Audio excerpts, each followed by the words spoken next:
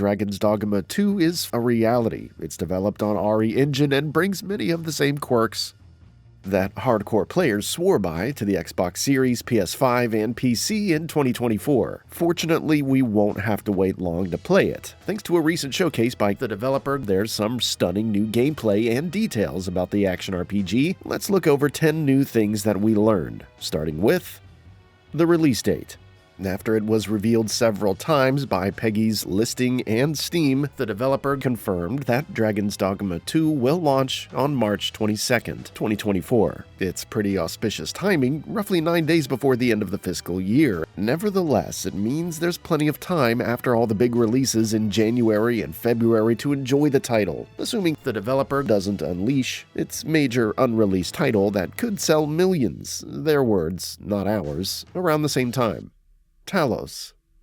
While the main trailer had its share of intrigue and story details, the gameplay showcased after is a much bigger highlight, especially with the reveal of Talos. Emerging from the ocean, Talos is a massive entity slowly making its way across the landscape, destroying everything in its path. Watching it brush aside wood and stone is an impressive sight, topped only by throwing its javelin and annihilating a giant bridge. The role of Talos is yet to be revealed, but the Arisen and their pawns have to stop it. That means firing with ballista turrets, not unlike the Zora Magdaros fight in Monster Hunter World. However, you must climb and damage its weak points, akin to Shadow of the Colossus. Jumping from overhead bridges and latching onto flying creatures are also good ways to mount it. Considering how big the bosses could get in the game, Talos is a massive step up.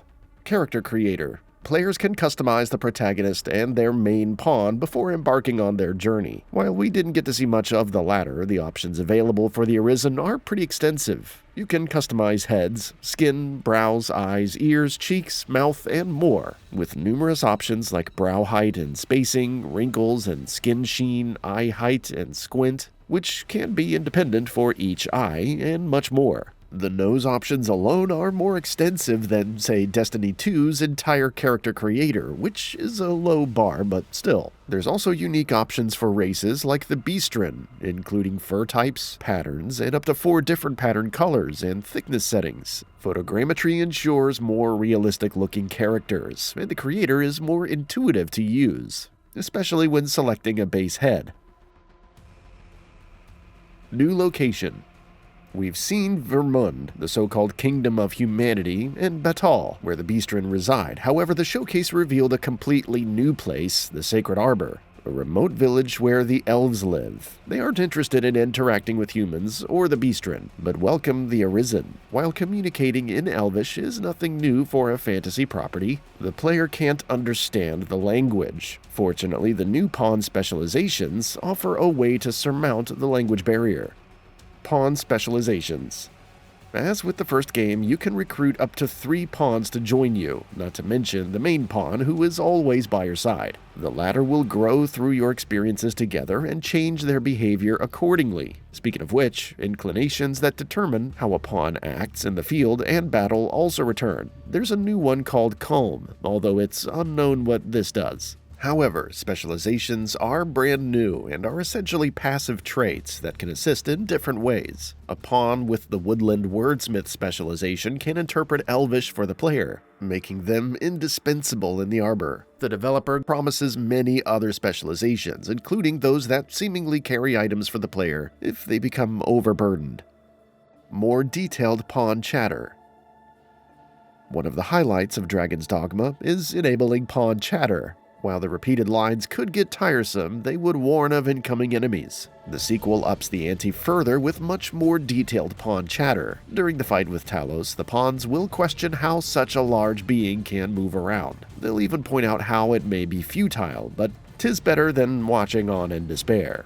While the flow of conversations may not be as fluid as completely structured conversations, they still do a great job of setting the tone. Here's hoping the dialogue in other situations is up to par. New enemies. Dullahan. The world is teeming with enemies, some creatures like the rattlers, wolves, and griffins, and others more monstrous like the chimera and ogre. While you still fight plenty of familiar foes, including the Drake who appeared during the showcase to get smacked around by the warrior, there's also some new challenges like the Dullahan. This being will use its disembodied head to emit a stunning shout, and then lift the player, dealing damage before following up with a melee attack that knocks them back. Overall, a terrifying but cool new threat. Quests.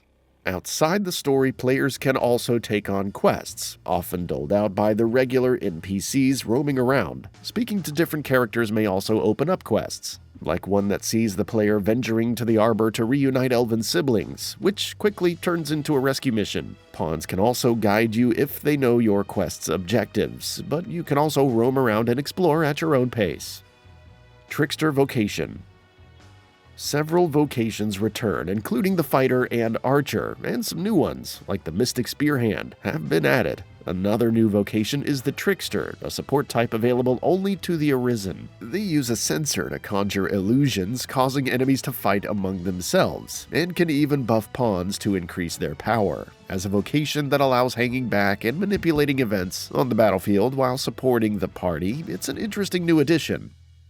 $70 for Standard Edition. Pre-orders for Dragon's Dogma 2 are available now, and surprisingly the Standard Edition costs $70, with the Deluxe Edition retailing for $80. By comparison, Street Fighter 6 stuck to the tried-and-true $60 price. However, the developer commented last September about raising game prices and how it's a healthy option for the business, since development costs have increased exponentially since the old days. It was perhaps inevitable, but how this will affect a property like Dragon's Dogma remains to be seen. That's all for now. If you enjoy what you saw, please hit the like button. And if you're new to the channel, now is a great time to subscribe. We upload brand new videos every single day. After subscribing, don't forget to enable all notifications by clicking the bell icon. Thanks for watching this video, and we'll see you next time, right here on GamingBolt.